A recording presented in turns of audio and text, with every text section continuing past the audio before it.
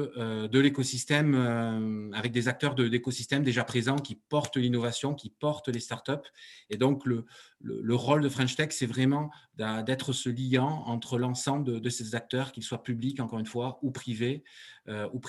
Et donc, c'est également dans cette idée que l'on développe des partenariats, plusieurs partenariats, que ce soit avec des grands groupes et également des partenariats en dehors du Pays Basque. Donc, 5 mois après notre création sous forme d'association, euh, on a nommé une dynamique remarquable. Très clairement, le retour que l'on a au niveau de French Tech, au niveau national, c'est-à-dire qu'on va clairement très vite, on va très vite avec également un engouement de la part de l'ensemble de notre communauté Pays Basque qui est vraiment extraordinaire. Donc, on est vraiment sur la route du Hub Success que l'on s'est tracé, qu'on s'était donné comme objectif avec l'ensemble du board de l'année dernière. Donc, on est déjà à 75 adhérents à ce jour. Donc, chaque semaine ces adhérents se grossissent. On est à plus de 120 profils dans l'annuaire French Tech Pays Basque. Et donc, ensuite, on a quelques métriques également sur LinkedIn notamment, hein, et également en termes de couverture, que ce soit sur la presse ou bien évidemment couverture digitale, parce que c'est le support préféré que l'on préfère à ce jour compte tenu des événements actuels. Nos valeurs, évidemment, on est tous à porter des valeurs, et les valeurs que l'on a, les 3 valeurs clés que l'on a voulu mettre en avant côté French Tech Pays Basque, c'est l'innovation avant tout, sous toutes ses formes, encore une fois, que l'on parle de créativité, d'innovation pour le bien commun, l'innovation for good, sur lequel on reviendra, avec également ces notions de création de valeur. Donc ça, c'est vraiment très très fort, cette valeur d'innovation, la valeur également de l'humain. Je pense que ce soit le board ou le bureau, on porte et on souhaite développer également cette approche, que ce soit avec le collectif, cette approche d'entraide entre les startups, d'intelligence collective également. Et enfin, la valeur de la terre, parce que nous sommes sur un territoire qui est certes petit, mais qui est particulièrement dynamique, qui est représentatif en termes d'inspiration, en termes d'intégrité, de force, donc avec quelques mots-clés que l'on donne. Et donc, c'est vraiment cet ensemble pour créer la dynamique d'une terre d'innovation. Donc, ça a été vraiment le fondement de notre French Tech Pays Basque. Ensuite, pour vous donner quelques mots sur notre feuille de route générale French Tech Pays Basque. Tout d'abord, la feuille de route, elle est liée à réunir l'ensemble de l'écosystème, l'ensemble des acteurs de la French Tech.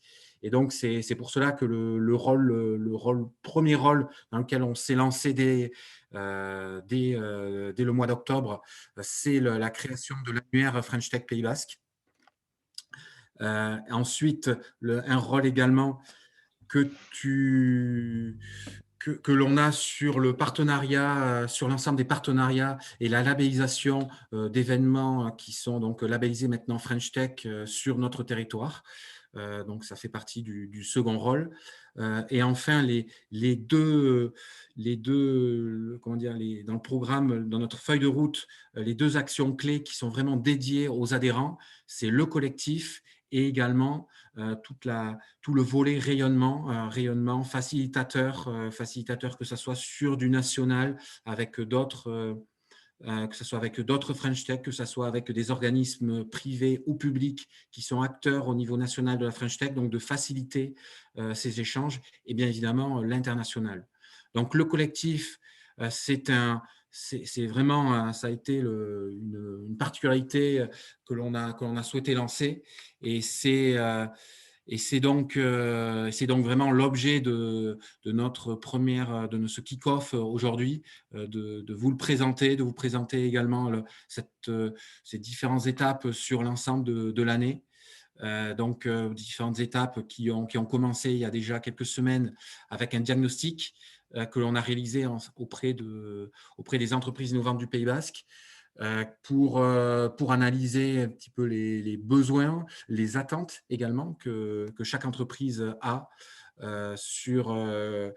au niveau général, au niveau French Tech, mais également de façon plus particulière avec la situation actuelle pour détecter des leviers, que ce soit sur la partie de l'écosystème de l'innovation, sur la lisibilité de l'écosystème, ce qui est ressorti, le maillage également, l'amélioration du maillage, que ça soit un maillage lié à des activités, donc on parle de maillage filière, que ça soit également sur des problématiques qui nous ont été remontées, de tisser davantage de liens entre le Pays basque intérieur et la côte, d'identification également, bien évidemment, de transversales à fort impact.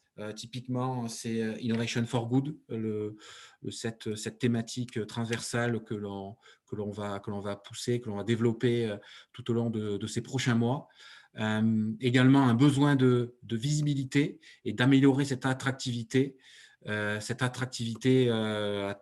tous les sens, que ce soit une attractivité en termes d'investisseurs pour les entreprises, que ce soit également une attractivité en termes de clients, de track record, donc de faciliter ces actions clés au démarrage de toute start-up. Donc, c'était en quelques mots, voilà, on voulait vous dresser un tableau de la French Tech Pays Basque où on en est. Encore une fois, on pourra, et je l'espère, avoir des événements physiques où nous pourrons approfondir l'ensemble de ces éléments. Donc, je repasse la parole à Nila qui va justement décrire le collectif French Tech Pays Basque, tout notre plan d'action 2021. Merci beaucoup Hubert. Donc, écoutez, je suis ravie de vous parler du coup du collectif French Tech Pays Basque. C'est pour ça qu'on est réunis aujourd'hui. Là, on est plus de 75 participants. Donc, merci à tous pour votre participation. C'est top. L'idée aujourd'hui, c'est de faire ce lancement avec vous. Alors, qu'est-ce que c'est que le collectif French Tech Pays Basque? C'est une action qui a pour but de positionner la French Tech Pays Basque dans son rôle comme un acteur de valorisation d'une dynamique territoriale et dans son rôle de cohésion de l'écosystème, de fédérateur de l'écosystème autour de l'innovation.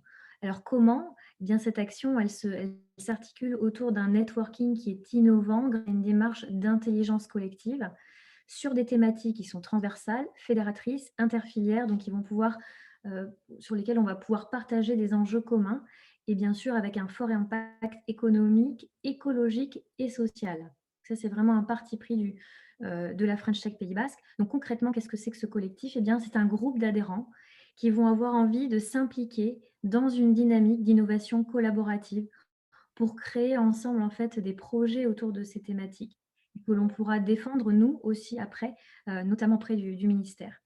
Donc aujourd'hui, on vous propose de lancer le collectif autour de 2 thématiques pour 2021 qui sont l'innovation for good et l'attractivité talent. Alors, l'innovation for good, pourquoi? Parce que cette thématique, elle porte l'enjeu en fait de représenter des acteurs économiques que nous sont les entreprises innovantes comme des acteurs de la transition écologique. Donc aujourd'hui, la French Tech Pays Basque veut être ce vecteur pour un changement positif pour l'économie, pour la société et pour l'environnement, soit avec le développement d'innovations au service de cette transition écologique, mais aussi en réduisant notre impact environnemental, en améliorant notre impact social et sociétal. Donc, il y a vraiment énormément d'enjeux autour de ce Innovation for Good. Je laisserai tout à l'heure la parole aux experts pour parler de ce sujet. Et puis, l'attractivité talent. Alors là, on est sur un enjeu qui est en lien avec la croissance rapide des entreprises innovantes, puisqu'à un moment donné, dans leur évolution d'entreprise, elles ont levé des fonds et elles doivent croître de manière très rapide. Alors, comment aujourd'hui les entreprises du Pays basque pourront recruter, d'attirer des talents, des compétences clés qui sont spécialisées parfois, donc pas toujours faciles à attirer. Donc l'idée, c'est vraiment de travailler sur tous ces enjeux. Et là aussi, la French Tech Pays basque a pour rôle d'être un vecteur positif en incluant d'autres thématiques et d'autres enjeux liés à la parité, liés à la diversité et liés à l'accessibilité ou encore la RSE. Donc l'attractivité talent, c'est aussi une thématique qui est assez riche et sur laquelle on va pouvoir travailler cette année. Alors qui et comment on va pouvoir travailler sur ce collectif? Eh bien tout d'abord le bureau French Tech Pays Basque, donc le président Hubert Forgeot, Manuela Chanfrodizier qui est donc la trésorière, Claire Pinatel, qui est secrétaire, vont représenter le comité de pilotage de ce projet du collectif. Moi, je serai à la manette en tant que chef de projet concret, accompagnée de Marie Lefebvre. Et puis, nous aurons des référents thématiques. Donc, vous avez vu tout à l'heure leur logo. Et puis, donc, maintenant, vous pouvez voir aussi leur visage. C'est vraiment des entrepreneurs qui sont dans le board et qui vont s'impliquer comme référents thématiques sur les 2 thématiques. Donc, Sylvain Fleury et Thomas Chambol, que je remercie. Et puis, Claire Pinatel et Brice Goguet également, qui vont s'impliquer et qui vont vraiment témoigner, s'impliquer sur les problématiques qui sont liées à ces enjeux. Et puis, à la manette, et ça aussi, c'était vraiment une volonté et une différenciation forte par rapport à d'autres écosystèmes. On a voulu se faire accompagner par des experts de l'intelligence collective. Et donc, on va être accompagné de trois personnes formidables à qui je vais laisser la parole. Donc, Sylvain, tout de suite, c'est Sylvain Attès d'EcoFocus qui va nous parler justement de la thématique Innovation for Good. Sylvain, à toi la manette. Bonjour à tous. Merci Nila. Est-ce que le son est bon? Ça va? Ok, super. Donc, merci de m'accueillir aujourd'hui. Je suis enchanté d'avoir été retenu dans le cadre de l'appel d'offres qui avait été lancé pour animer justement ce groupe d'acteurs locaux sur ces thématiques qui ont trait notamment à l'Innovation for Good. Je ne rentre pas trop dans le détail de l'Innovation for Good parce qu'on a justement un petit jeu à vous faire sur la thématique. De vous présenter rapidement, moi, ça fait une vingtaine d'années que je travaille sur les questions d'écologie. Alors, pour certains, on dit que ça fait précurseur 20 ans. Quand on est dans le métier, on sait que les précurseurs, c'était plutôt les années 70. Donc, j'avais déjà 30 ans de retard, quelque part, parce que finalement, je n'étais peut-être pas tout à fait né. Donc, c'est peut-être pour ça aussi que je n'y suis pas venu plus tôt. Mais donc, voilà, ça fait une vingtaine d'années que je travaille moi, sur ces questions, finalement, ce qu'on appelait du développement durable, soutenable, éco-responsabilité, transition. Voilà, ça prend différents noms pour à peu près parler du même sujet, c'est-à-dire d'essayer de faire un monde plus respectueux des êtres humains, des femmes, des hommes et des écosystèmes, pour faire simple, avec aussi une réalité business, une réalité entreprise. Moi-même, je suis entrepreneur, donc je sais très bien que ce soit aujourd'hui un service public, une association ou même une entreprise, on a tous la nécessité d'équilibrer un business model, même si finalement les finalités de notre métier ne sont pas toujours purement lucratives, on a quand même besoin de trouver ces équilibres. Donc moi, je travaille principalement à accompagner les collectivités territoriales et les entreprises dans leur démarche de développement durable qui portent différents noms, une fois de plus selon la thématique, Agenda 21, Agenda 2030, Plan Climat, RSE, voilà, ça prend différents noms. Et puis, finalement, tout ça, ça a trait à ce qu'on appelle de la conduite de changement, parce que si tu passes d'un monde à un autre monde, quelque part, en gardant certains acteurs et certaines pratiques, et puis en quittant d'autres. Donc, je m'intéresse aussi à tout ce qui est les questions d'innovation et l'accompagnement au changement par le design thinking, notamment, donc toute cette capacité à impliquer les utilisateurs directement dans la boucle de réflexion. Et comme changer, ce n'est pas toujours facile, comme transmettre des connaissances et des savoirs, ce n'est pas non plus facile, parce que c'est une partie de mon métier, c'est comme de la formation. J'interviens dans des grandes écoles comme l'EM Lyon, AgroParisTech, à l'Estia, ou des universités de Bordeaux à l'Université technologique de Troyes, pour faire simple. Et j'ai remarqué que souvent en formation, le meilleur moyen d'impliquer les gens, c'est quand même d'utiliser des jeux. Donc, je suis beaucoup sur tout ce qui est pédagogie ludique. Je suis aussi du game design, donc c'est de la ludification, si on parle français, c'est-à-dire de mettre en jeu des sujets qui sont parfois complexes ou qui nécessitent finalement de se mettre en situation pour vraiment comprendre toute leur subtilité. Voilà. Je n'en dirai pas plus, j'avais le droit à 1 minute et je crois que je l'ai déjà dépassé. Donc, on va passer tout de suite au jeu, je crois. Donc là, je vous demande de nouveau de vous connecter à Klaxoon, de la même manière que ce que vous avez fait au tout début, ce que nous avons fait au tout début de l'intervention voilà, donc on clique sur participer. Et là, donc, on a un seul choix possible. Alors, évidemment, certains d'entre vous vont vouloir mettre plusieurs choix peut-être, mais je vous demande d'en mettre un pour vous s'il y avait une priorité. Je sais que c'est complètement bête, ce genre de question, de dire un seul choix quand on en a plusieurs, mais c'est le principe d'un jeu, ok. Et donc, pour vous, good, qu'est-ce que vous entendez par ça? Donc, je vous laisse voter. Vous avez 15 secondes. Donc, on répond à… Voilà, chacun donne son choix et puis on va pouvoir découvrir les 5 dernières secondes pour voter. C'est évidemment un petit jeu très simple qui peut créer de la frustration si évidemment, comme je l'ai dit au début, on avait envie de répondre à plusieurs questions. C'est bien évident que c'est quelque part difficile parfois de choisir parmi plusieurs priorités. On arrête le vote peut-être ou on arrête la sélection pour pouvoir accéder aux résultats du coup.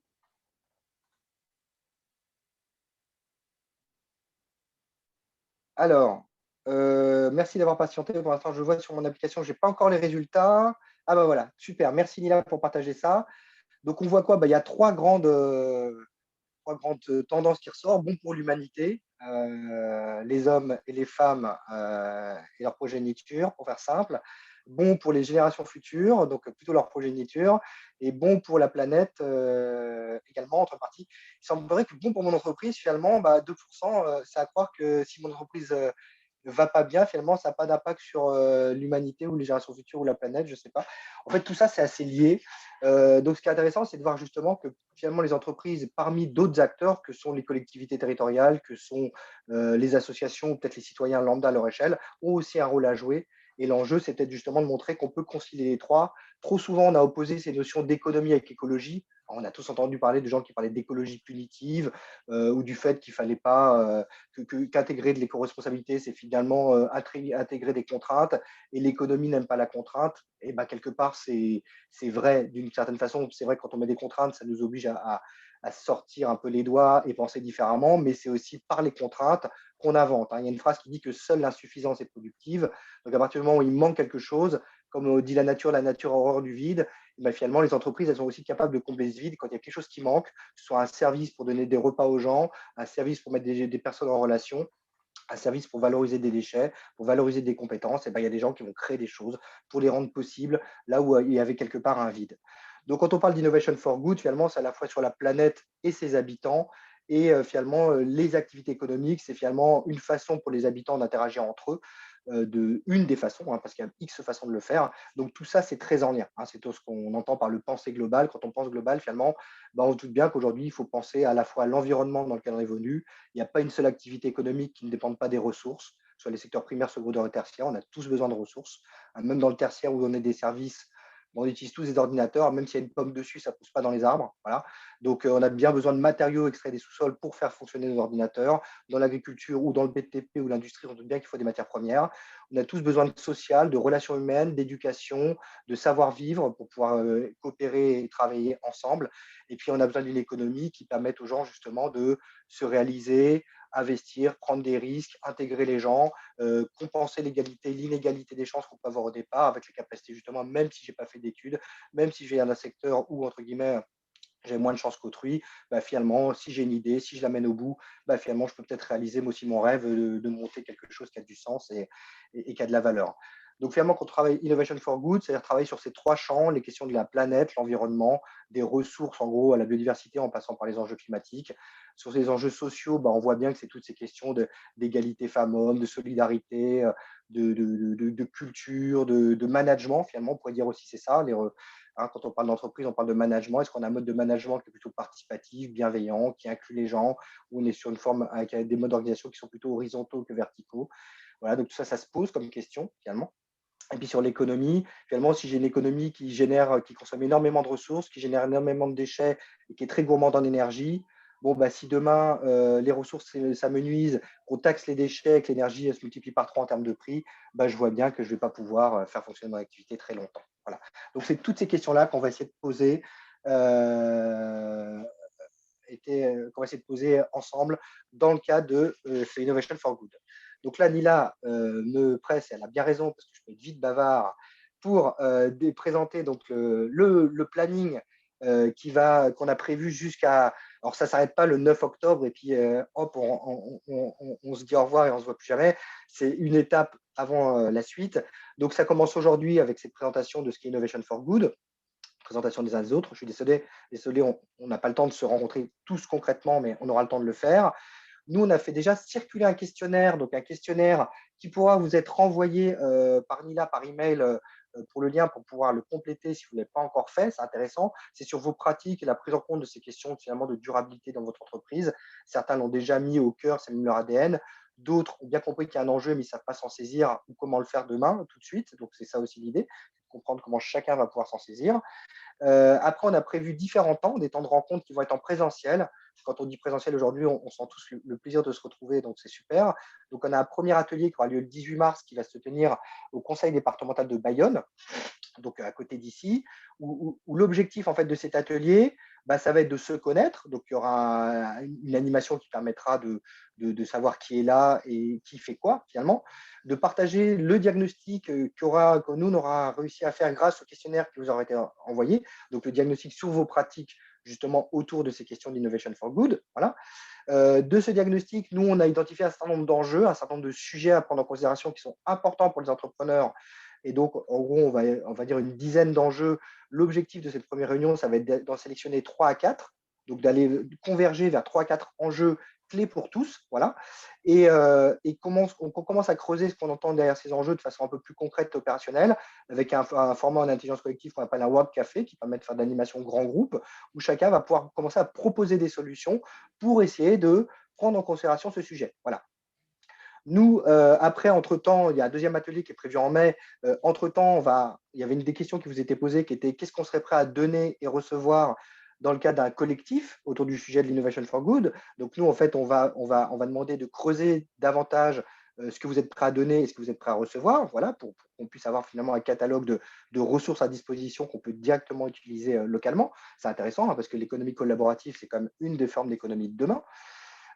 Et puis le deuxième atelier prévu le 6 mai, il va permettre de creuser les pistes d'action qu'on aura commencé à identifier lors du premier atelier et préparer notamment aussi la tenue d'un premier événement. Donc, il y a 2 événements qui sont prévus et un 3e atelier en octobre, mais finalement le 3e atelier, dans une logique un peu agile, on ne peut pas complètement savoir encore ce qu'il y aura dedans parce que ça va dépendre un peu de tout ce qu'on a mis en place sur les 2 premiers ateliers. On a des grandes idées, mais en gros, on va comme ajouter certainement peut-être un sujet qui est hyper important pour les entrepreneurs à l'occasion de ce 3e atelier. Donc, on se laisse la possibilité d'intégrer encore des choses dans le programme. Hein. Tout n'est pas défini.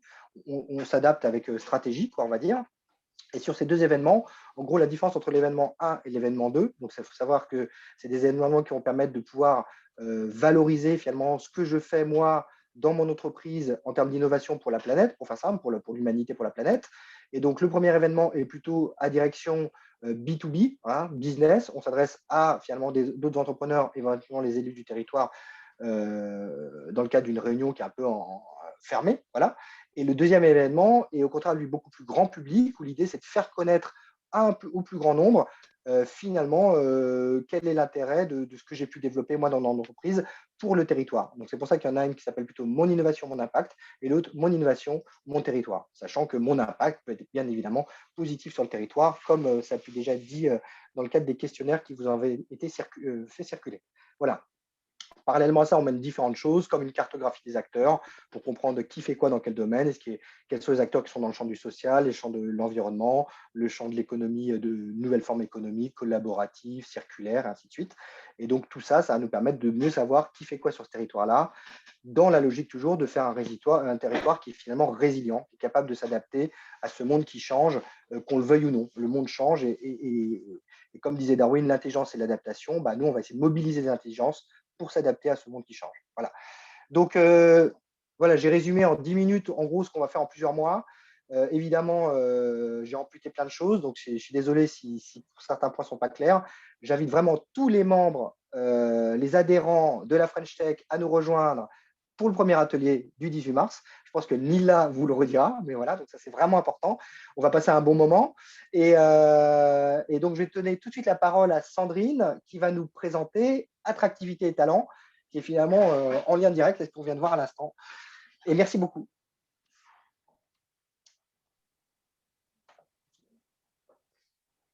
Sandrine, c'est à vous.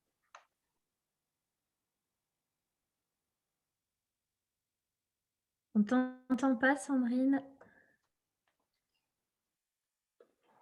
Alors. Sandrine Antoine, Karine Selaya, est-ce que vous êtes là? Si oui, pouvez-vous… Est-ce que tu m'entends?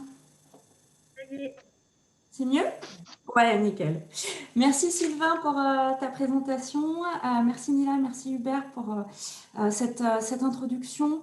Moi, je vais prendre le relais en effet pour vous présenter Attractivité et talent. Donc Sandrine Antoine, Iridium Concept.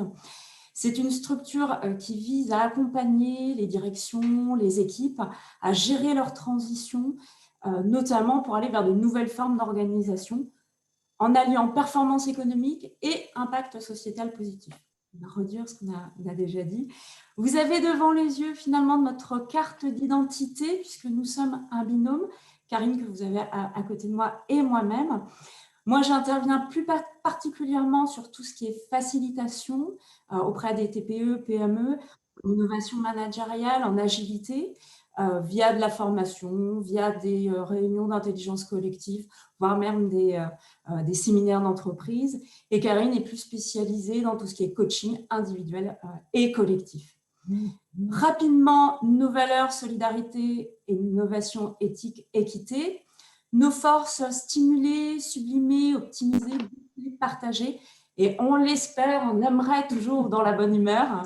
Nos convictions, mobiliser les ressources humaines. C'est pour ça que je pense qu'on est sur cette thématique attractivité et talent qui nous parle. Nos passions, je laisse de côté. Notre motivation première aujourd'hui, ce qui nous anime et ce qui nous réunit, c'est vraiment de dynamiser la créativité, d'animer, de donner cette dynamique sur le territoire.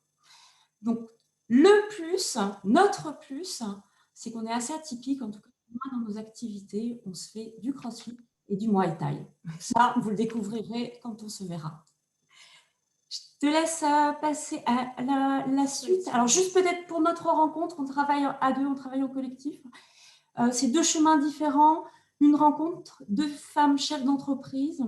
On s'est rencontrés dans le milieu associatif. On travaille auprès des entrepreneurs depuis déjà plusieurs années. On accompagne les entrepreneurs pour monter leur boîte. Et on a aussi participé collectivement, toutes les deux, à des temps forts d'innovation, notamment les 24 heures de l'innovation pour certains, dont certains connaissent déjà les enjeux. Mais comme Sylvain, on va vous proposer de passer un petit quiz. On parle d'attractivité, on parle de talent et on va vous demander qu'est-ce que ça évoque pour vous. Donc, de la même manière, vous allez passer sur Klaxoon et répondre à la question. Est-ce que attractivité, talent, ça signifie dénicher des talents, améliorer son processus de recrutement, augmenter l'attractivité de son entreprise, favoriser la parité, la diversité sociale dans son entreprise ou chourer les talents de son concurrent? Je vous laisse répondre. Ça, c'est une dizaine de secondes.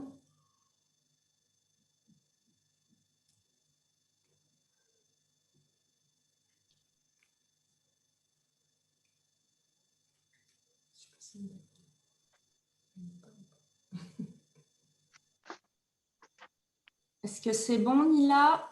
Moi, je ne vois pas du tout le sondage. D'accord, c'est en train de tourner. OK. 2 bières? OK. 2, c'est suffisant?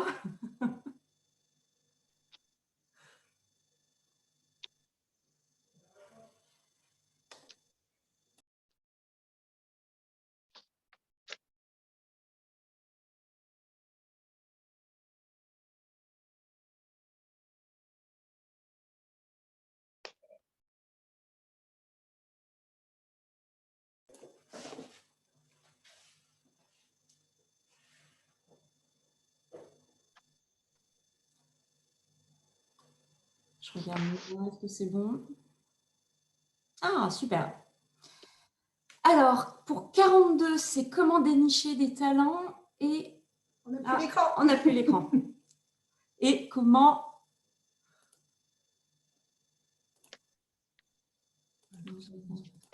Et du coup, comment améliorer son processus de recrutement? Je ne comprends pas, vous n'avez pas apprécié notre blague de chourer les talents.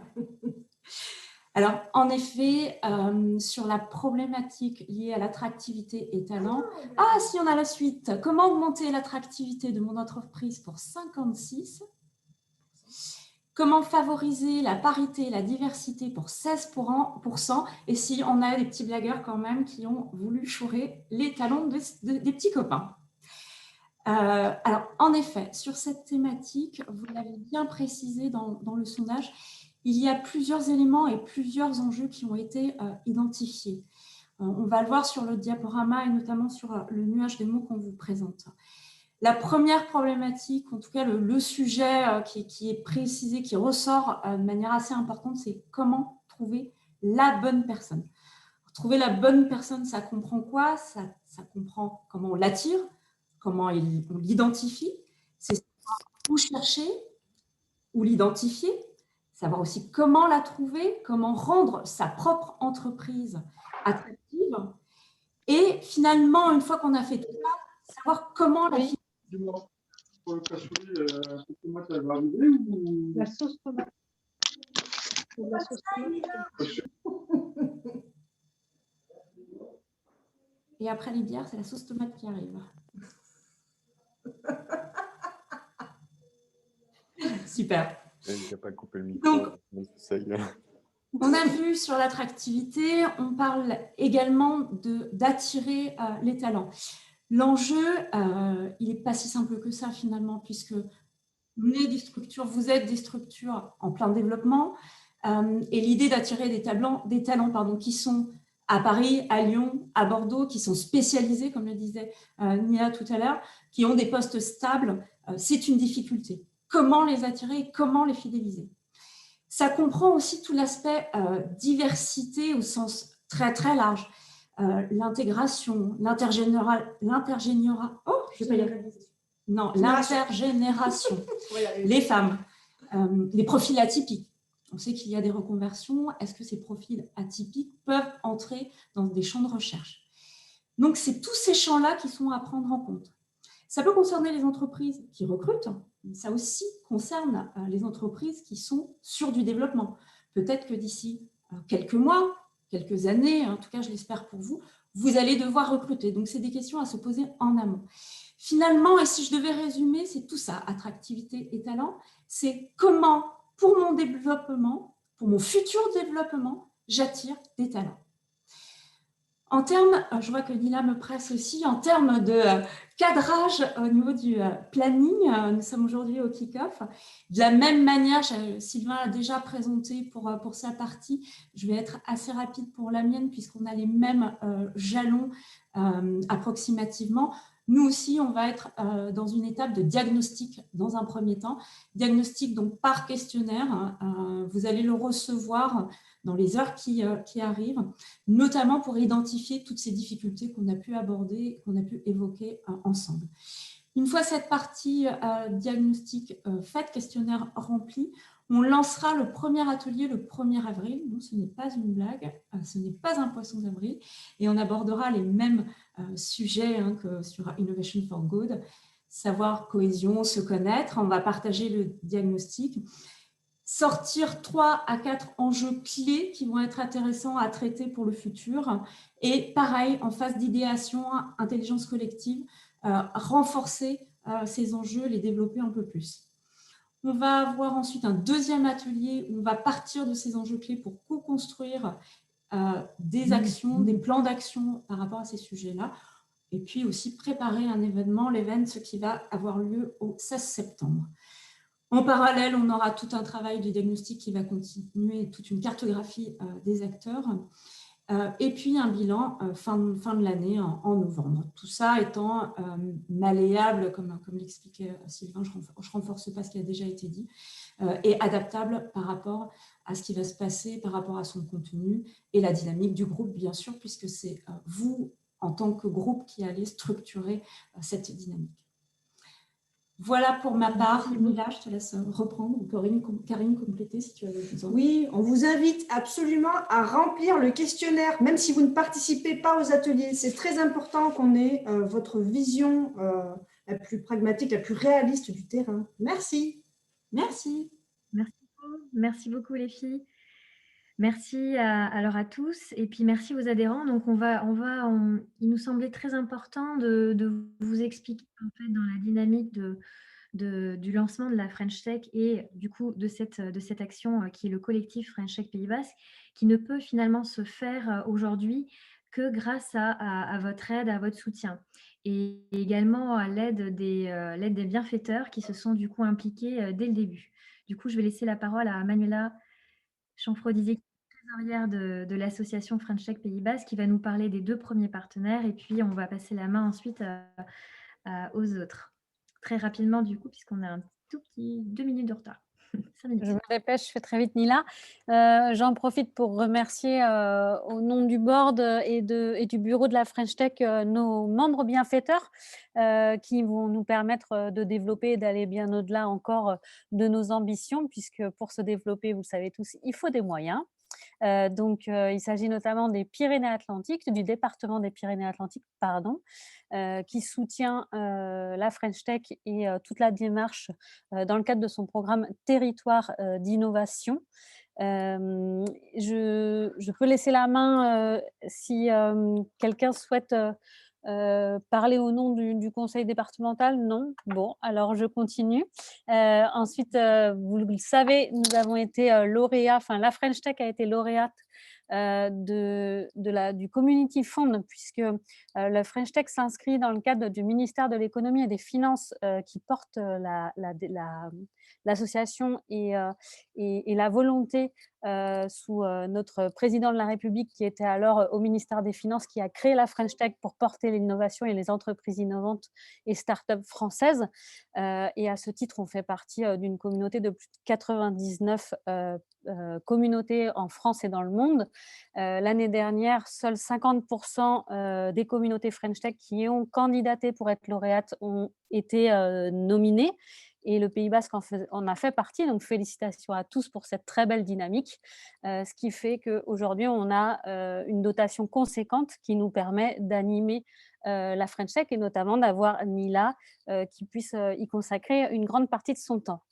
Je vais passer la main à Enedis, Alizé, qui est peut-être parmi nous, si elle veut dire un petit mot. Oui, tout à fait, bonjour. Donc, Alizé Casier, je suis appui innovation au sein d'Enedis. Et pour vous resituer un peu qui nous sommes, Enedis est le gestionnaire public du réseau de distribution d'électricité français. Et il faut savoir que la recherche de l'innovation, elle prime dans nos métiers, que ce soit pour accompagner les nouveaux usages électriques ou pour assurer nos missions de manière plus performante. Et tout cela, ça participe à l'invention du réseau de demain. Donc, c'est un réseau plus intelligent, numérique et interactif qui est au service des clients et des territoires. Et d'ailleurs, l'ancrage territorial, c'est quelque chose dont nous sommes très fiers, puisque nous collaborons depuis plusieurs années avec les startups et acteurs innovants de la région sur des thématiques diverses telles que l'intelligence artificielle, le big data, la transition écologique et bien d'autres. Et pour cette raison, nous sommes ravis de soutenir la French Tech Pays Basque à travers cette collaboration qui participera, nous l'espérons, au rayonnement des pépites innovantes de notre territoire. Merci beaucoup, Alizé. Nous avons également le cabinet Ernst & Young représenté par Antoine Descotte. Antoine, si tu veux nous donner un petit mot pour nous expliquer ce qui a motivé Ernst & Young à soutenir la French Tech Pays Basque. Oui, Manuela, bonjour. Antoine Descotte, donc je suis avocat, directeur associé de Ernst & Young. Ce qui nous a motivés, j'ai créé moi le bureau d'avocat ici en 2014, il y a 6 ans et demi. J'ai mis en place une équipe et en fait, ma perception de la réalité, c'est d'être inscrit et acteur dans l'écosystème du Pays Basque auprès des entreprises de la région, des startups et de les aider à grandir, à se développer. On a nos expertises, que ce soit en droit ou dans mes collègues de l'audit, de la comptabilité, des finances. On accompagne sur des levées de fonds. On est aussi très actif dans l'event Basque Invest. Et pareil, avec la French Tech Pays Basque, ça faisait sens pour moi et pour EY de soutenir en fait toutes les entreprises de notre écosystème local et de mon bureau de Bayonne pour vous aider à franchir les différents obstacles qui sont dans mon champ d'expertise. Et on est très heureux, je suis très heureux de faire partie de la French Tech Pays Basque et de la soutenir. Merci Antoine. Nous avons ici aussi SEI Digital Partner. Est-ce que Maïder est là pour dire un petit mot pour les raisons pour lesquelles vous avez souhaité vous investir auprès de la French Tech et la soutenir? Oui, bonjour, Maïder Ghezala, société SEI. Donc effectivement, SEI en tant qu'un acteur IT historique du Pays Basque, on a une forte culture de l'innovation. Et c'est vrai que si l'innovation n'avait pas été placée au cœur de notre stratégie entreprise, nous n'aurions pas pu traverser toutes ces décennies.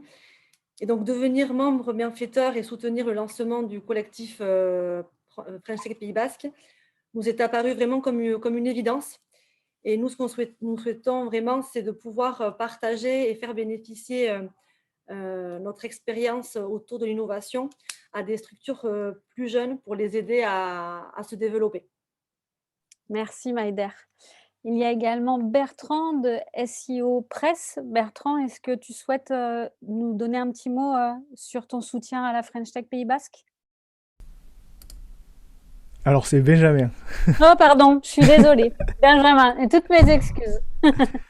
Oui, donc je suis le fondateur d'une société qui édite des logiciels pour WordPress pour optimiser son référencement naturel. En quelques chiffres, c'est 160 000 sites aujourd'hui qui utilisent la solution logicielle. C'est 11 000 clients pro, 95% à l'export.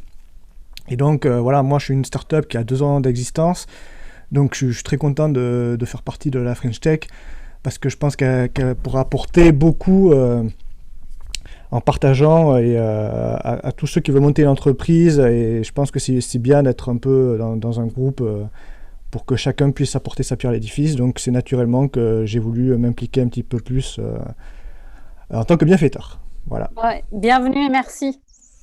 Et ensuite, donc, nous avons la mutuelle Prévifrance avec Arnaud qui la représente aujourd'hui. Arnaud, est-ce que vous voulez nous dire un mot? Oui, bonjour à tous, bonjour à toutes. Écoutez, merci de m'accueillir et de l'accueil qui m'a été fait par tout le monde, par Nila, par Hubert.